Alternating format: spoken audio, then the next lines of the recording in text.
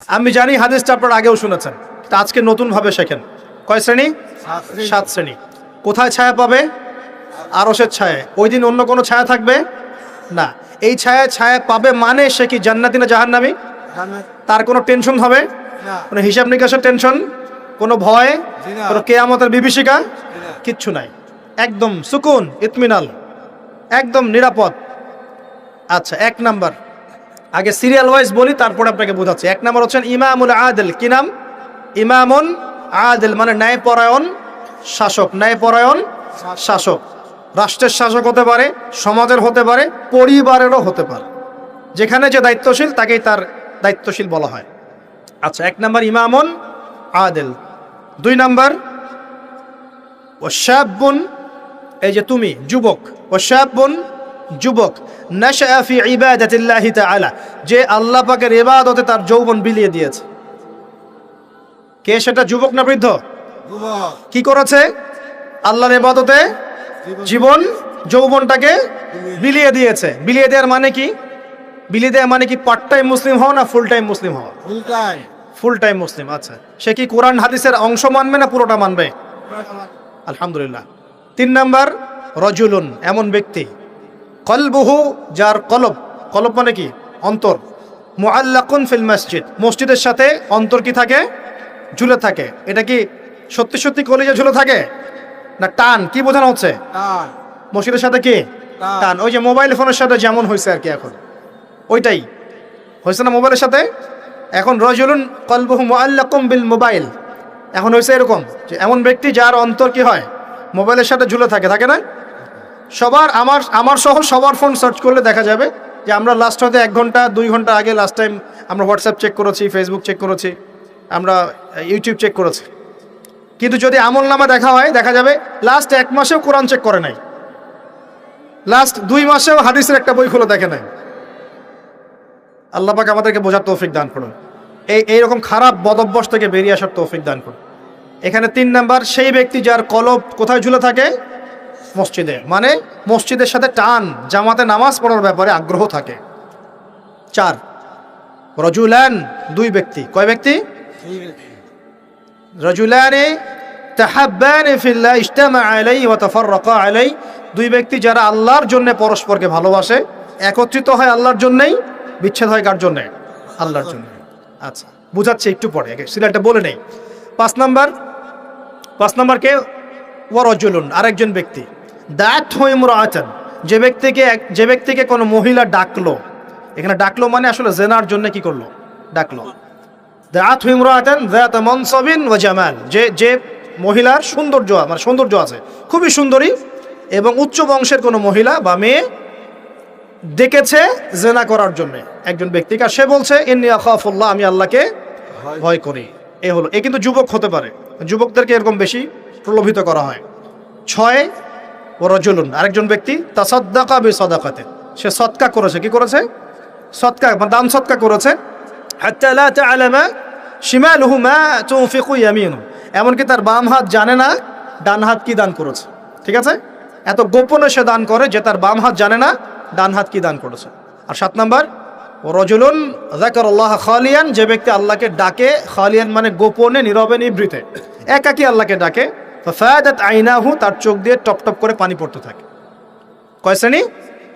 7 শ্রেণী। এবার বোঝেন, এটা বোঝার আগে একটু আকাশের দিকে তাকাবেন আজকে বাসায় গিয়ে, বা যেদিন আকাশে ভরপুর তারা উঠবে সেদিন দেখবেন।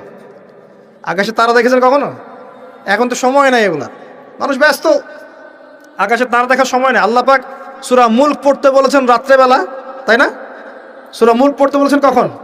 রাতের বেলা পড়লে কবরের আযাব থেকে বেঁচে থাকবে ইনশাআল্লাহ। আর ওই সূরাতেই দেখবেন প্রথম পৃষ্ঠাতেই আছে এই মহাকাশ তারকার কথা।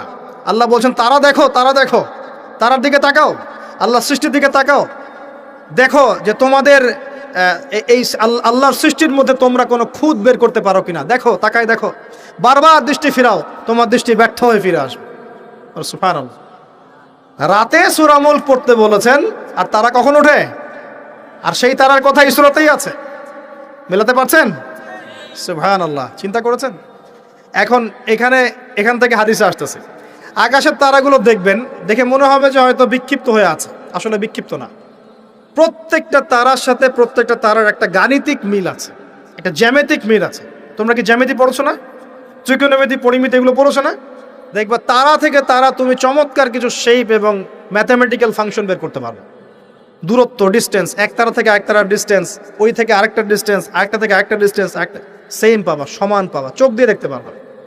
তুমি ছোট পরিসরও দেখতে পারবা যে তারাগুলোর মধ্যে একটা গাণিতিক মিল আছে। আর চোখটাকে যদি বড় করো, আকাশটাকে আরো বড় করো, দেখবা বড় পরিসরেও দেখতে পারবা। ঠিক যেমন কোরআনের সূরাগুলো এবং হাদিসগুলোকে যদি এবং কোরআনের সূরাগুলোকে, আয়াতগুলোকে যদি এভাবে তারার মতো করে মেলানো যায়, একটার সাথে আরেকটা, হেদায়েত খুঁজে পাওয়া যায়। কি পাওয়া যায়? ঠিক একইভাবে হাদিসগুলোকে যদি একটার সাথে একটা মেলানো হয়, তখন একটা সুন্দর হেদায়েত বের হয়ে আসে। একটা এক্সাম্পল দিলে বুঝতে পারবো। ইসলাম, আল্লাহ পাক বলছেন সূরা মাইদার 3 নম্বর আয়াতে ইসলামকে পরিপূর্ণ করেছে। কি করেছি? ইসলামকে পরিপূর্ণ করেছে। আবার আল্লাহ পাক বলছেন সূরা আলে ইমরানে গিয়ে, এই পরিপূর্ণ দিন বাদ দিয়ে কি তোমরা অন্য কোনো দিন তালাশ করছো? আবার আল্লাহ পাক সূরা আলে ইমরানের শুরুর দিকে নিয়ে গিয়ে বলছেন এই পরিপূর্ণ দিনই আল্লাহর কাছে একমাত্র দিন। মানে একটার সাথে একটা মেলাবেন, আপনি ডটগুলো মেলালেই আপনি একটা রেজাল্ট পাবেন আর কি, যে কোনো মাসালায়, যে কোনো বিষয়। এখন আসেন এই হাদিসটার দিকে ফোকাস করেন, যেটা বললাম। এখানে যে সিরিয়ালটা বলা হয়েছে 7 সিরিয়ালের মধ্যে তারার মতো করে আপনাকে একটা মিল সেতু বন্ধন বের করতে হবে। প্রথমে কার কথা বলা হয়েছে? ন্যায়পরায়ণ শাসক। এই ন্যায়পরায়ণ শাসকটাকে আপনি প্রথমে না বুঝে পরে বোঝেন। 2 নম্বরে কার কথা বলা হয়েছে? সেই ব্যক্তি যে তার যৌবন আল্লাহর পথে দিয়েছে, এটাকে আপনি পরে বোঝেন। প্রথমে তুলে নিয়ে আসবেন 3 নম্বরটাকে। কয়টাকে? প্রথমে তুলে নিয়ে আসবেন কোন নাম্বারটা? 3 নাম্বার। প্রথমে হচ্ছে রাজুলুন কলবুহু মুআল্লাকুম বিল মসজিদ, এমন ব্যক্তি যার হৃদয়ে মসজিদের সাথে ঝুলন্ত থাকে। মানুষের নামাজ ফরজ হয় কত বছর বয়সে? হ্যাঁ, 10 বছর। আচ্ছা, 7 বছর বয়সে তোমরা ছেলেদেরকে নামাজের প্রশিক্ষণ দাও, আর 10 বছর হয়ে গেলে নামাজ না পড়লে পিটাও। তাহলে 10 বছর থেকে নামাজ মোটামুটি ফরজ, ঠিক আছে? তাহলে মানুষ কি আগে শাসক হয় না আগে মুসল্লি হয়? আগে কি হয়? মানুষ আগে মুসল্লি হবে না আগে শাসক? আচ্ছা, তার মানে প্রথমে আমাদেরকে হেদায়েত দিতে হবে, আমাদের সবাইকে 5 ওয়াক্ত নামাজ আগে ঠিক করে পড়তে হবে। ঠিক আছে কথা? রজুলুন, আমার আপনার অন্তর থাকবে মসজিদের সাথে ঝুলন্ত, মানে আপনি নামাজের ব্যাপারে খুব পাবন্দ হবেন, ইবাদতগুলো আগে ঠিক করবেন। নামাজের পর আরো ইবাদত আছে না? জিকির, আজগার, তাসবিহ, তাহলিল, জ্ঞান অর্জন, হ্যাঁ, আপনার নফল নামাজ, সুন্নত, মুস্তাহাব, অনেক আমল আছে না? এই আমলগুলো হলো আগে। এরপর এই আমলগুলো করার সবচেয়ে সেরা সময় কোনটা? কিশোর বয়স, যৌবনকাল না বার্ধক্য? এই আমলগুলো করার সবচেয়ে উত্তম টাইম কোনটা? কখন সবচেয়ে বেশি শক্তি থাকে, সামর্থ্য থাকে, এনথুজিয়াজম থাকে? কখন, কোন সময়? এবার আপনি 2 নাম্বারটা নেবেন, ওই ব্যক্তি যে তার যৌবন আল্লাহর পথে বিলিয়ে দিয়েছে। বুঝতে পারছেন? এবার ধরতে পারছেন? এখন ইবাদত করার সবচেয়ে সেরা মৌসুম কোনটা? যৌবনকাল। এই যৌবনকালটাকে আল্লাহর পথে বিলিয়ে দেয়া মানে পুরো যৌবনকাল জুড়ে আপনাকে আল্লাহর জন্য ইবাদতগুলো করতে হবে। পারা যাবে ইনশাল্লাহ? এটা হলো আল্লাহর জন্য যৌবন উৎসর্গ করার ব্যাখ্যা। এবার আসেন, যৌবনকালের সবচেয়ে বড় ফেতনা কোনটা? চরিত্র ঠিক রাখা। কোনটা? কথা বুঝতে পারছেন না? এই তো সবাই যুবক, যৌবনকালে সবচেয়ে বেশি সমস্যা হয় কিসে? চোখে। কিসে? চোখে, লজ্জাস্থানে, চোখে, চরিত্রে। এটা স্বাভাবিক। আমরাও যুবক, যৌবনকালে সবচেয়ে বেশি প্রবলেম হয় কিসে? মেয়েদেরকে নিয়ে, চোখের সমস্যা, মনের সমস্যা, চরিত্র হেফাজতের সমস্যা। এই কারণে আপনি এখন এই 7টার মধ্যে এটাকে নেবেন। সেই ব্যক্তি আরো সে ছায়া পাবে যাকে কোনো মেয়ে ডেকেছে জেনার জন্য, সে বলেছে আমি আল্লাহকে কি করি? ভয় করি। তার মানে আগে ইবাদত ঠিক করবেন, তারপরে যৌবনকাল আল্লাহর পথে ইবাদত করে কাটাবেন, আর এই যৌবনে সবচেয়ে বেশি কেয়ারফুল থাকবেন চরিত্র হেফাজতের ব্যাপারে। হাদিস বুঝতে পারছেন? আচ্ছা, এবার আসেন, এখন এই চরিত্র হেফাজত করার সবচেয়ে সেরা পদ্ধতি কি? বিবাহ শাদী না? চরিত্র হেফাজত করার সবচেয়ে সেরা পদ্ধতি কি?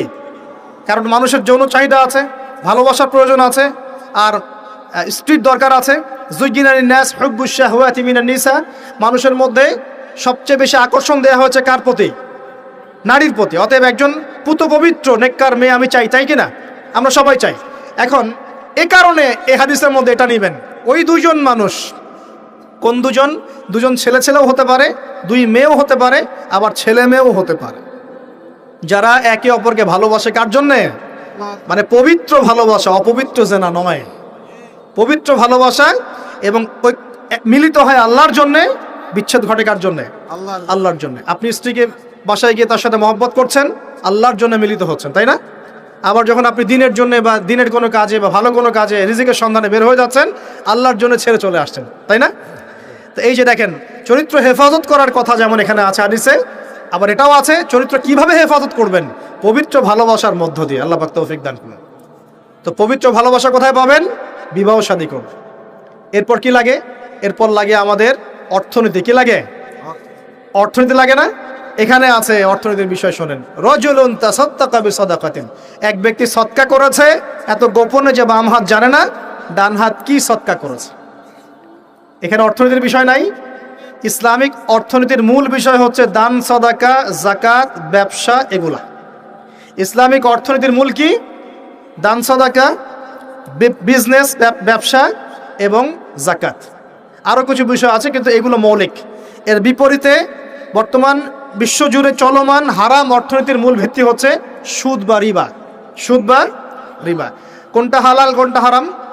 সুদ হালাল নাকি ইসলামিক বিষয়গুলো হালাল? তো এখানে এই হাদিসের মধ্যে আপনি অর্থনীতি পেয়েছেন না? তার মানে পরিবার গঠন করার পরে আপনাকে হালাল অর্থনীতির মধ্যে থাকতে হবে। এবং দান সদকা হচ্ছে ইসলামিক অর্থনীতির একটা বেস। এই অংশটুকু আমি শেষে আরেকবার অল্প করে ব্যাখ্যা করবো, আগে শেষ করে দিই। এটা হলো 5। 6 নাম্বার, তাহলে দুনিয়াতে চলার জন্য অর্থনীতির সাথে আর কি সম্পৃক্ত? রাজনীতি। কি সম্পৃক্ত? রাজনীতি। এই কারণে এখানে বলা হচ্ছে ইমামুন আদেল, ন্যায়পরায়ণ শাসক। যদি ন্যায়পরায়ণ শাসক চলে আসে তাহলে একটা পুরো দেশ সমাজ এক আল্লাহর বিধান অনুযায়ী চলবে না? সবাই ভালো থাকবে না? সবার জীবনযাত্রার মান নিশ্চিত হবে না? জুলুমের ভিত্তিগুলো উপরে যাবে না? এবং সবাই দুনিয়াতেও সফল, পরকালেও সফল হবে কিনা? এই কারণে বলা হচ্ছে ন্যায়পরায়ণ শাসক, আরও সে ছায়া ছায়া পাবে।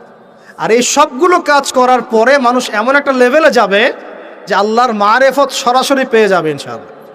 তখন গোপনে গিয়ে যখন আল্লাহকে ডাকবে, আল্লাহর কাছে তওবা ইস্তেগফার করবে, দোয়া করবে, চোখ দিয়ে টপ টপ করে পানি পড়া শুরু করবে। আল্লাহর সাথে ওই সম্পর্ক তৈরি করা গেলে সর্বশেষ সর্বোচ্চ অবস্থা হচ্ছে আল্লাহর মারেফত পাওয়া, আল্লাহকে পেয়ে যাওয়া। আল্লাহকে ডাকলেই চোখ দিয়ে পানি বের হবে। এখন ডাকলে পানি বের হচ্ছে না, কিন্তু এই ধাপগুলো অতিক্রম করে ডাকেন, দেখবেন ইনশাআল্লাহ চোখ দিয়ে পানি ঝরছে। অতএব এই হাদিসের মধ্যে যে 7টা বিষয় আছে, এগুলোকে একটু আকাশের তারার মতো করে মেলাতে হবে, তারপরে আপনি একটা ধারাবাহিক হেদায়েত পাবেন ইনশাআল্লাহ তাআলা। এবার শেষ করার আগে আমি ওই অংশটুকু নিয়ে দুটো কথা বলে শেষ করছি। একটু মনোযোগ দেবেন এই জায়গাটা। এখানে আপনাদেরকে ক্ষুধা দিব, পিপাসা দিয়ে দিব, মিটাবো না আজকে। আমাদের একটা পরিসংখ্যান বলছে, একটু মনোযোগ দেন। আমাদের একটা পরিসংখ্যান বলছে আমাদের সমাজে দরিদ্র মানুষের সংখ্যা কতজন ছিল আপনাদের কি জানেন? কত পার্সেন্ট ছিল জানা আছে? কমপক্ষে 40%। কত পার্সেন্ট? 40% বোঝেন? প্রতি 100 জনে 40 জন। তার মানে প্রতি 50 জনে, প্রতি 50 জনে 20 জন, প্রতি 25 জনে 10 জন। বলেন 10 জন। কি তোমরা স্কুল কলেজে পড়ো নাই? প্রতি 25 জনে কয়জন? 10 জন। আচ্ছা, আরো কমালে 12, 12.5 জনে 5 জন। ঠিক আছে? আচ্ছা, এখন কত সাল চলছে? 23। মাঝখানে করোনা চলে গেছে আর অনেক ঝামেলা চলে গেছে। তারপরেও আলহামদুলিল্লাহ 2023 সালে আজকে রিপোর্ট দেখেছি যে দারিদ্র্যের হার হচ্ছে মোটামুটিভাবে 20-21%, 20 থেকে 21%। তার মানে কমেছে না? আচ্ছা, অবস্থা তাহলে ভালো না খারাপ? আগের চেয়ে ভালো না খারাপ? আচ্ছা, ভালো। এখন 20% মানে কি? 20% মানে প্রতি 5 জনে একজন, প্রতি 5 জনে একজন, প্রতি 5 জনে একজন। মানে আমাদের প্রতি 5 জন মানুষের মধ্যে একজন মানুষ আমাদের মতো সচ্ছল না। 4 জন যেমন সচ্ছল, 5 নম্বর ব্যক্তি ততটা সচ্ছল না যেমনটা 4 নম্বর ব্যক্তি সচ্ছল। এখন কিভাবে ইসলাম এই অর্থনৈতিক সিস্টেমটাকে সাম্যের দিকে নিয়ে আসে? ওই যে বললাম রজুলুন তাসাদ্দাকা বিসাদাকাতিন, এমন ব্যক্তি যে দান করে, বাম হাত জানে না ডান হাত কি দান করেছে। আমি এটা বোঝানোর জন্য আপনাকে একটা মাসের কথা বলবো। রমজান মাস, নাম তো শুনেছি। আচ্ছা, রমজান মাসে কিন্তু আমরা মোটামুটি 100% ইসলাম ফলো করার চেষ্টা করি। অন্য কোনো মাসে করি না করি, এই মাসে করি। আর আল্লাহ পাক চাচ্ছেন আমরা যেন রমজানের শিক্ষাটাকে সারা বছর ধরে রাখি, এটা আল্লাহ চাচ্ছেন। কিন্তু আমরা কি করি? রমজানের শিক্ষাটাকে রমজানে রাখি, শাওয়ালের চাঁদ উঠলে আমরা এই শিক্ষাটা অনেকেই ভুলে যাই। ইল্লা কলিলাম মিন্না, আমাদের মধ্যে অল্প কিছু মানুষ বাদ দিয়ে। রমজান মাসে কিন্তু এই হারটাই হারই থাকে। এবারে ভালো একটু মনোযোগ দেন, পরে বুঝতে পারবেন না। রমজান মাসের দিকে ফোকাস করেন। এই মাসেও তো পরিসংখ্যান এমনই থাকে নাকি চেঞ্জ হয়ে যায়? এমনই থাকে। এখন তাহলে আমরা এই মাসে কিভাবে চলি আপনাকে বোঝাচ্ছি। আমরা কি করি? ইফতার যখন আমরা করি না, ইফতার করি না, আমরা ইফতার করি রমজান মাসে, জাকাত দিই, সদকা করি, বেশি বেশি দান করি না? আমরা রমজান মাসে আল্লাহর পথে অনেক দান করি না? প্রতিবেশীকে খাবার দেই না? মানুষের বাসে ইফতার পৌঁছে দেই না? আসলে আমরা কি করি জানেন? আসলে আমরা ওই চারজন মিলে, ওই যে পঞ্চম ব্যক্তি যার অবস্থা চারজনের মতো না, ওর দায়িত্ব আমরা নিয়ে নেই। বলেন সুবহানাল্লাহ। রমজান মাসে আমরা কি করি? ওই চারজন মানুষ মিলে ওই পঞ্চম ভাই যে আমার মতো খেতে পারছে না, ওর দায়িত্ব কে নেয়? আমরা দায়িত্ব নিয়ে নেই, ওর ঘরে খাবার পৌঁছে দেই। এভাবে পুরো সমাজের মানুষ খাওয়া শুরু করে, কেউ না খেয়ে মারা যায় না। দেখবেন সবার পাশে সেহরি খাবার, আপনার খাবার দিয়ে আসা হয়, ইফতার দিয়ে আসা হয়, আমরা দিই না? আস্তে আস্তে কমছে তো এটা, কিন্তু আমরা তো দিতাম নাকি না? এমনকি অমুসলিম ভাইরাও যদি থাকে ওদেরকেও ডেকে এসে আমরা কি বলি? বসেন ইফতার করেন, বলি না? আমরা কিন্তু অন্যের খাবারের দায়িত্ব নেই, কিন্তু সারা বছর এটা ধরে রাখি না। আচ্ছা, এবার আসেন। এখন মনে করেন, আমি বলছি 5 জনে 1 জন। এখন মনে করেন আপনার পুরো সমাজে মানুষ 20 কোটি। কয় কোটি? 20 কোটি মানুষের মধ্যে পরিসংখ্যান কেমন হবে? 5 কোটি। তাহলে বলেন তো 5 কোটি মানুষকে এভাবে খাবার প্রোভাইড করাটা কি সহজ কাজ না কঠিন কাজ? সহজ না কঠিন? কঠিন কাজ। কিন্তু তাহলে এই যে 15 কোটি মানুষ আমরা যারা খাচ্ছি, তাদের তো খাবার আছে না বাজারে? আচ্ছা, এখন যখন রমজান মাসে বা অন্য কোনো সময় আমরা এই 5 কোটি মানুষকেও খাওয়ানোর চেষ্টা করব, তখন খাবার বেশি লাগবে না? লাগবে কি না? আচ্ছা, খাবার বেশি লাগবে। যখন খাবার বেশি লাগবে আর আমদানি যদি বন্ধ হয়ে যায় অথবা উৎপাদন যদি কম হয়, তাহলে এই খাবারের উপর চাপ বাড়বে কি না? বাড়বে কি না? আমি সহজ করে বোঝানোর চেষ্টা করছি, বুঝতে কি পারছেন?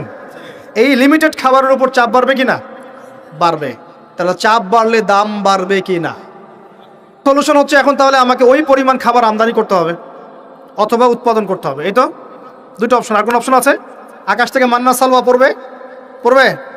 ওই মান্না সালওয়া পাওয়ার মতো ইমান আছে? মান্না সালওয়া পাওয়ার মতো কি আমরা পরেজগার হয়েছি? আচ্ছা, তাহলে আমদানি আসতে হবে, আর আমার দরকার হচ্ছে উৎপাদন বাড়ানো।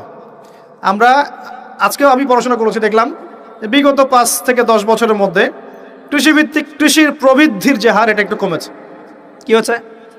কমেছে। বেকারত্ব একটু বেড়েছে, রিজার্ভ কমেছে, এটা তো সবাই জানেন। রিজার্ভ কমেছে না? কমেছে। এলসি বন্ধ হয়েছে, এটা জানেন? কোনো কোনো ক্ষেত্রে, সবার ক্ষেত্রে না, কিছু কিছু ক্ষেত্রে বন্ধ হয়েছে। এমন হয়েছে যে অনেক অনেক জাহাজ বন্দরে ঘোরাফেরা করছে, ভিড়ে আছে, কিন্তু পণ্য খালাস করা সম্ভব হচ্ছে না, বিকজ ওদেরকে দেওয়ার মতো আমাদের কাছে ডলার নাই, যার কাছে যে আমদানি করেছে। এখন তাহলে অপশন, ওই খাবারগুলো নামিয়ে ফেলা, যেগুলো ঘোরাফেরা করছে এগুলো নামিয়ে ফেলা, নামিয়ে মজুদ করে সবাইকে খাবারের ব্যবস্থা করা। নামাতে হলে আমার এখন টাকা লাগবে কি না? তাহলে ওই টাকাটা তো আমদানিকারকের কাছে নাই, তখন এই টাকাটা সে কোত্থেকে নেবে? তখন পণ্যের দামটা সে বাড়িয়ে দিবে, আপনার পকেট থেকে টাকা নিয়ে সে ওটা শোধ করবে। তাহলে দাম বাড়বে কি না? বাড়বে। আরও আছে, যদি এখন আমি চিন্তা করি যে না, আমি বহির্বিশ্বের কাছে লোন নিব, বাইরের বিশ্বের কাছে বড় বড় যারা উন্নয়নশীল কান্ট্রি বা উন্নত, ওদের কাছ থেকে লোন টোন নিয়ে আমি এটা শোধ করব, ওরা কি বিনা সুদে লোন দিবে? ওই সুদটার হার কেমন হবে? হয়তো 20%, 25%, 10%, 12% এমন তো হবে। তো 10% সুদ মানে হচ্ছে, মনে করেন $1 সমান সমান, এখন যদি কথার কথা বলছি, যদি $1 সমান সমান 100 টাকা হয়, তখন হবে 112 টাকা। তখন কি হবে? তার মানে আপনার 12% বেতন কমে যাবে। বুঝতে পারছেন না মনে হয়? যদি আপনার বেতন হয় 100 টাকা, তখন বেতন হয়ে যাবে 90 টাকা। বুঝতে পারছেন? আপনার এটা কমে আসবে। এটাকে বলে মুদ্রাস্ফীতি। ডলারের বিরুদ্ধে এগেনস্টে টাকার মান পড়ে যাওয়াটাকে কি বলে? মুদ্রাস্ফীতি। মানে আপনার টাকার মানটা কমে গেল, মানে আপনার শ্রমটা চলে গেল। 25,000 টাকা দিয়ে আপনি যা করতে পারছেন, এখন সেই টাকাটার মান 20,000 টাকা হয়ে গেলে আপনার শ্রমটা চলে গেল। তো এখন ওরা তো আর ফ্রি লোন ছাড়া তো ওরা আমাদেরকে সাপোর্টটা দিবে না। এখন লোন নিতে গেলে সমস্যা, এই লোনটাও তো শোধ করতে হবে। তাহলে সব দিক থেকেই সিচুয়েশনটা এমন হবে যে জীবনযাত্রার মান এবং নিত্য প্রয়োজনীয় দ্রব্যের মান বেড়ে যাওয়ার সম্ভাবনা আছে। এখন আমরা আমাদের মুসলিম ভাই যারা সামনে আসছে রমাদান মাসে, তাদের অর্থনৈতিক নিরাপত্তার বিষয়ে কি চিন্তা করব? কি করবেন? কি প্ল্যান আপ? কয়েকটা অপশন। এক নাম্বার, আমাদের অপচয় কমাতে হবে। কি কমাতে হবে? অপচয়। কোনো রকম অপচয়ে যাওয়া যাবে না। অপচয় কমাতে হবে। যদি আমার 5টা খেজুরে আমার সাহারি হয়ে যায়, আমার 10টা খেজুরের দরকার নেই। ওই 5টা খেজুর আপনি প্রতিবেশীকে দিয়ে আসবেন। অপচয় কমাতে হবে, 1 নাম্বার। 2, যত হারাম রিজিকের সোর্স আছে সব হারাম রিজিকের সোর্স বন্ধ করতে হবে, না হলে ব্যবসায়, চাকরিতে, রিজিকে আল্লাহর বরকত উঠে যাবে। ব্যবসায়, চাকরিতে, রিজিকে আল্লাহর বরকত উঠে গেলে এই রিজিক দিয়ে আপনি এই সমস্যা মোকাবেলা করতে পারবেন না। সমস্ত হারাম রিজিকের পথটা বন্ধ করতে আল্লাহর ওয়াস্তে অন্তত পক্ষে এই রমজানে হোক এই সুদ, ঘুষ, দুর্নীতি বা এইসব করাপশনটা বন্ধ করে দাও, আদারওয়াইজ সমস্যা। আর কি? আর হচ্ছে কৃষিভিত্তিক উৎপাদন বাড়ানোর চেষ্টা করতে হবে। কি করতে হবে? আর কি? আরেকটা হচ্ছে দান সাদাকা আমরা যারা করি না বা কম করি তাদেরকে দান সাদাকার হাত প্রশস্ত করতে হবে। আরেকটা সবচেয়ে বড় অস্ত্র, সেটা হলো যার যার জাকাত ফরজ হয়ে গেছে অবশ্যই সঠিক খাতে জাকাত প্রদান করুন, অন্যথায় অর্থনীতি ঠিকঠাক টালমাটাল হয়ে যাবে। জাকাত প্রদান করুন।